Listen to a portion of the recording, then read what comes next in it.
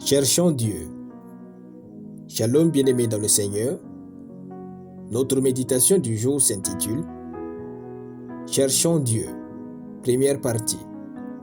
Nous tirons notre texte dans Hébreux chapitre 11, le verset 6, qui nous dit ceci. Or, sans la foi, il est impossible de lui être agréable, car il faut que celui qui s'approche de Dieu croit que Dieu existe et qu'il est le rémunérateur de ceux qui le cherchent. Alléluia. La foi vivante est une recherche continue de Dieu. Si dans votre cœur, vous n'avez plus le désir de chercher Dieu, c'est que votre foi est morte il y a longtemps. D'après notre texte, Dieu ne récompense pas ceux qui viennent à l'église, mais ceux qui le cherchent. Dieu ne récompense pas ceux qui gênent et prient, mais ceux qui le cherchent. Dieu ne récompense pas ceux qui louent et l'adorent, mais ceux qui le cherchent. Dieu ne récompense pas ceux qui s'aiment beaucoup, mais ceux qui le cherchent. Tant que nous ne cherchons pas Dieu par ce que nous faisons, aucune récompense ne sera ajoutée à notre vie. Chercher Dieu consiste à le désirer ardemment, à chercher à capturer une portion de lui dans notre cœur de manière éternelle et inébranlable.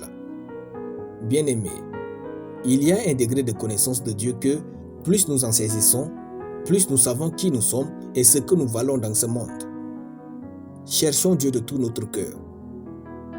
Si votre foi est fondée sur un Jésus historique, vous ne tiendrez pas dans ce monde de manière victorieuse. Les disciples ont vécu fièrement pour Jésus et ils ne sont pas morts pour un Jésus historique. L'apôtre Jean nous a bien dit ce qu'il croyait. Il écrit « Ce qui était dès le commencement, ce que nous avons entendu, ce que nous avons vu de nos yeux, ce que nous avons contemplé et que nos mains ont touché, concernant la parole de vie, car la vie a été manifestée, et nous l'avons vue, et nous lui rendons témoignage. » 1 Jean chapitre 1, de versets 1 à 2. Les apôtres ont entendu, vu, contemplé et touché Jésus. Si nous n'expérimentons pas ce qu'ils avaient expérimenté, notre foi ne sera pas aussi victorieuse comme la leur. Cherchons Dieu comme s'il ne vivait pas en nous, afin de mieux connaître sa nature. Nous allons chercher Dieu pour 4 raisons. 1. Lui seul connaît toute notre histoire dans ce monde. 2. Lui seul connaît tout notre potentiel. 3. Lui seul ne nous abandonnera jamais. Enfin, lui seul nous donnera tout ce que nous cherchons et même plus. Arrêtez-vous et méditez sur ces raisons. Ne vivez pas à perte.